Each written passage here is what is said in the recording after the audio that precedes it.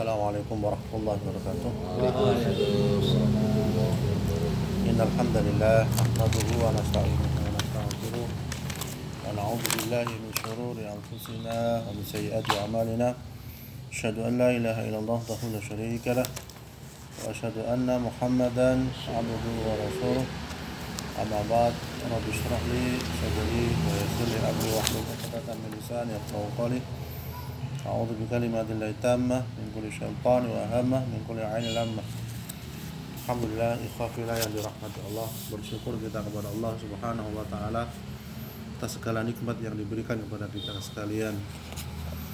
Dan kita doakan andai kata saudara kita yang belum hadir karena sakit, semoga Allah sembuhkan. Andai kata ada uzur, semoga Allah mudahkan segala permasalahannya. Ikhwafillah yang dirahmati Allah, kembali lagi kita tentang niat ya. Niat ikhlas di dalam kita menjalankan ibadah kepada Allah Subhanahu wa taala. La yanalallaha luhumuha wala dima'uha walakin yanaluhu taqwa minkum. Sebagaimana dalam ayat ini yang artinya orang yang berkorban ya daging kurban dan darahnya itu sekali-kali tidak akan mencapai keridhaan Allah, akan tetapi ketakwaan kamulah yang dapat mencapainya. Ya, banyak orang yang menggambarkan bahwa orang yang masuk surga itu karena penampilan, karena gelar, ataupun karena keturunan. Tetapi Allah Subhanahu wa taala menjadikan hambanya masuk surga itu adalah karena apa? Ketakwaannya kepada Allah. Walaupun gelarnya seorang ustadz, seorang kiai sekalipun, kalau tidak takwa kepada Allah, dia tidak akan masuk surganya Allah Subhanahu wa taala. Itulah maha adilnya Allah memberikan surga ini tidak pandang bulu, tidak pandang gelar, dan tidak pandang penampilan. Semuanya bisa masuk.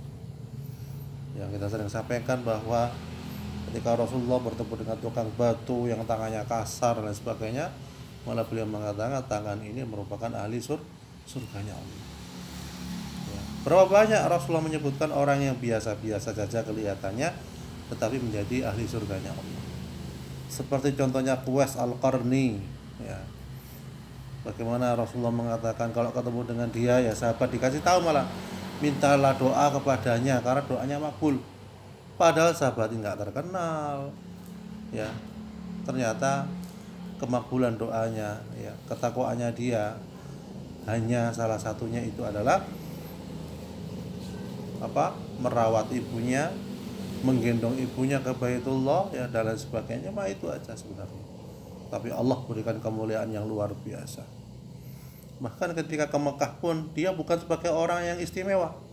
Dia sebagai penjaga unta, kuda, penjaga binatang pada waktu itu. Sedangkan sahabat mencarinya. Ya.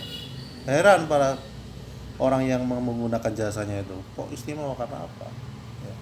Ternyata Rasulullah yang menunjukkan, dan dia karena baktinya kepada orang tuanya. Sepele kelihatannya. Ikhwafillah yang dirahmati Allah. Kembali lagi pada niat tadi itu adalah, katakanlah kamu menyembunyikan yang ada dalam hatimu atau memperlihatkannya, pasti Allah mengetahui. Ya, tidak mungkin Allah tidak akan mengetahui. Amirul Mukminin Abu Hafsah Umar bin Khattab radhiyallahu anhu berkata, aku mendengar Rasulullah sallallahu alaihi wasallam bersabda, setiap amal tergantung pada niatnya. Setiap orang akan mendapat pahala dari yang diniatkan. Siapa saja yang hijrah ke Madinah untuk mencari ridha Allah dan Rasulnya, ya, pada waktu itu ya, hijrahnya untuk Allah dan Rasulnya. Siapa saja yang hijrahnya untuk mencari harta dunia atau perempuan yang hendak dinikahinya, hijrahnya sesuai dengan niatnya, tidak mendapatkan pahala di sisi Allah Subhanahu wa taala. Jadi dari pelajaran hadis ini, ya, para ulama sepakat niat adalah syarat mutlak suatu amal diganjar atau dibalas dengan pahala. Namun apakah niat merupakan syarat sah suatu amal perbuatan? Ya, mereka berpendapat tentang itu. Kalau ulama kalangan Syafi'iyah berpendapat niat adalah syarat sah suatu amal atau perbuatan yang bersifat pengantar, ya, seperti wudu, dan yang bersifat tujuan seperti sholat, ya. Ulama kalangan Hanafi berpendapat niat hanya syarat sah amal atau perbuatan yang bersifat tujuan dan bukan amal yang bersifat pengantar, ya. Jadi khafil dirahmati Allah. Kemudian keutamaan niat dan ikhlas itu bagaimana? Manusia dibangkitkan dari kuburnya pada hari kiamat sesuai niatnya sewaktu wafat. Ya, ini contoh Ummul Mukminin Ummu Abdillah Aisyah radhiyallahu anha berkata, Rasulullah shallallahu alaihi wasallam bersabda, satu pasukan tentara akan menyerang Ka'bah. Ya, ketika tiba di suatu tanah lapang, mereka semua dibenamkan ke tanah. Kemudian Aisyah bertanya, ya Rasulullah, mengapa mereka dibinasakan semuanya? Padahal di antara mereka ada kaum awam, tidak mengerti apa-apa, dan orang yang bukan golongan mereka ikut dalam penyerangan, ikut pasukannya. Kemudian Rasulullah bersabda, mereka semua dibinasakan, ya. Kemudian mereka akan dibangkitkan pada hari kiamat sesuai dengan niat mereka. Jadi bisa digambarkan tidak semua yang ditenggelamkan waktu penyerangan itu, ya, ke Ka'bah itu semuanya karena keinginannya. Bisa jadi karena ditarik, nggak tahu warna apa, tiba-tiba lari, ya, bisa jadi kan sudah. Misalnya kalau panjenengan ada orang lari ke barat semuanya, kok lari semua, kita keluar apa enggak? Bisa jadi kita keluar, tapi ternyata di sana perang, ya, nggak tahu, dikira ada sesuatu hal yang harus kita lari, entah itu banjir atau apa.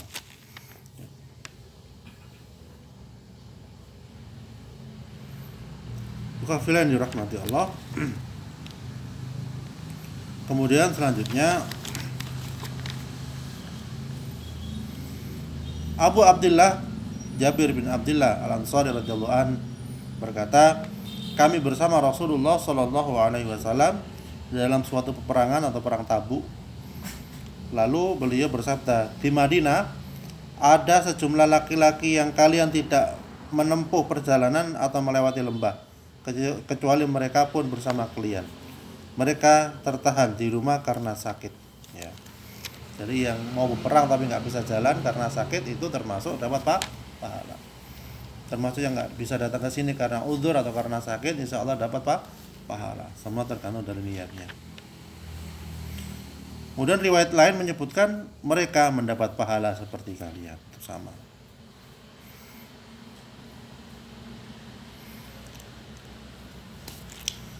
Kemudian Abu Yazid Ma'an bin Yazid bin Al-Akhnas radhiyallahu an berkata, ayahku mengeluarkan beberapa dinar untuk disedekahkan. Ia meletakkannya di dekat orang laki-laki yang berada di masjid. Aku ambil dinar itu lalu aku bawa pulang dan kutunjukkan kepada ayah. Kemudian ayahnya berkata, demi Allah, aku bukan menyedekahkannya untukmu, ya. Aku, Ma'an namanya, melaporkannya kepada Rasulullah SAW. Beliau bersabda, kamu mendapatkan pahala sesuai yang kamu niatkan. Wahai Yazid, kamu wahai Ma'an mendapatkan yang kamu ambil. Jadi para sahabat dahulu itu biasa. Kalau sedekah itu dianu saja. Iya. Ditaruh di sebelah tempat sholat, ya. Ini yang nemukan ternyata anaknya sendiri. Dibawa pulang, kurmanya itu kaget loh. Ini kamu punya, kenapa kamu ambil, ya? Ya. Anaknya tidak tahu kalau itu sedekah dari ayahnya, masya Allah, saking tidak tahunya begitu, ya. Saking mereka berusaha untuk menjaga niat, ya. Jadi masya Allah, ya. Jadi dari pelajaran hadis ini adalah, ya, sedekah itu boleh diberikan kepada anak atau orang tua, sedangkan zakat tidak boleh. Jadi kalau sedekah itu bisa pada orang tua, tapi zakat nggak boleh pada orang tua, karena orang tua kewajiban kita sebagai orang laki-laki ini, ya. Kemudian yang kedua adalah pemberian sedekah atau zakat itu boleh diwakilkan, ya. Jadi khafil rahmatnya Allah. Ada kisah lagi pada haji wada, ya, pada tahun haji wada, Rasulullah SAW mengunjungiku yang sedang sakit parah. Kemudian aku berkata, ya Rasulullah, sakitku sangat parah. aku orang yang kaya, sedangkan ahli warisku hanya seorang anak perempuan. Apakah aku boleh menyedekahkan 2/3 hartaku? Rasulullah menjawab, jangan. 1/2 jangan. 1/3 ya, 1/3 boleh ya. 1/3 itu sudah banyak. Lebih baik kamu tinggalkan ahli waris dalam keadaan kaya daripada kamu tinggalkan mereka dalam keadaan fakir dan meminta-minta kepada orang lain. Jika kamu menginfakkan hartamu untuk mencari ridho Allah Subhanahu wa taala, kamu akan mendapat pahalanya meskipun berupa makanan yang kamu berikan kepada istrimu ya. Jadi tidak boleh berlebihan pun dalam bersedekah ya, juga harus ada untuk ahli waris ya, supaya mereka apa? Tidak meminta-minta, tidak fakir ya, dan lain sebagainya. Ya Rasulullah, aku ditinggalkan teman-temanku. Kemudian Rasulullah menjawab, jika kamu ditinggalkan di Mekah, lalu kamu mengerjakan perbuatan baik untuk mencari ridho Allah, derajat dan kemuliaanmu akan ditambah ya. Semoga kamu tertinggal di Mekah sehingga beberapa kaum dapat mengambil manfaat darimu dan beberapa kaum yang lain merugi dengan keberadaanmu. Ya Allah, lanjutkan hijrah sahabatku dan jangan engkau kembalikan mereka ke tempat yang mereka tinggalkan. Akan tetapi orang yang menderita adalah Sa'ad bin Kaulah ya. Muttafaqun alaih. Jadi pelajaran hadis ini, perawi yang lain berkata, Rasulullah Shallallahu alaihi wasallam memberi ungkapan belasungkawa kepadanya karena ia meninggal di dunia di Mekah. Ya. Pelajaran dari hadis ini, boleh mengeluhkan sakit yang diderita jika ada alasan yang dibenarkan. Jadi tidak apa-apa kita menyampaikan sakit kepada seorang dengan alasan supaya diobati ya, itu tidak apa-apa. Atau karena ada udzur syar'i yang lain, itu tidak apa-apa. Kemudian yang kedua, boleh mengumpulkan harta dari sumber yang halal selama kewajiban harta tersebut ditunaikan ya. Kemudian yang ketiga, orang yang sakit menjelang mati tidak dibolehkan menyedekahkan atau mewariskan atau mewasiatkan hartanya lebih dari 1/3 kecuali mendapat izin dari ahli waris. Jadi tidak seenak-enaknya, anaknya cuma 1 tak kasihkan ke saudara saya semua biar anak dapat sedikit saja, tidak boleh ya, harus persetujuan dengan dia ya. Kemudian yang keempat, amal seorang muslim akan mendapat pahala sesuai dengan niatnya. Dan yang kelima, memberi nafkah kepada keluarga akan mendapat pahala ketika diniatkan mencari ridho Allah Subhanahu wa taala. Ya, karena apa? Dalam hadis itu sungguhnya Allah tidak melihat tubuh dan rupamu, tetapi Dia melihat hatimu. Setampan apapun, sekaya apapun, seistimewa apapun manusia itu, yang paling dilihat oleh Allah Subhanahu wa taala adalah hatinya. Dan untuk menjaga hati bersih ini, setan selalu menggoda. Ya, selalu mengajak buruk sangka, selalu mengajak iri dengki, selalu mengajak emosi, selalu mengajak ini dan itu dan lain sebagainya, sehingga amal-amalnya bisa hangus karena ajakan-ajakan itu. Ya, bukan hanya sekedar ajakan, diomongkan kepada yang lain aja itu loh. Terus kaya ini kurang golek duit dan lain sebagainya. Nah, itu bisa juga ghibah. Ya, kecuali kita doakan semoga beliau taat beribadah kepada Allah. Semoga beliau mendapatkan ampunan dari Allah. Semoga kekayaan beliau untuk Allah Subhanahu wa taala.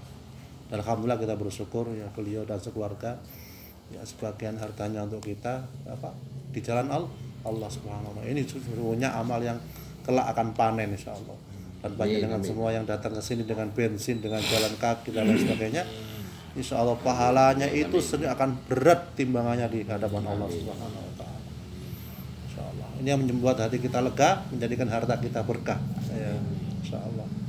Oke, insyaallah itu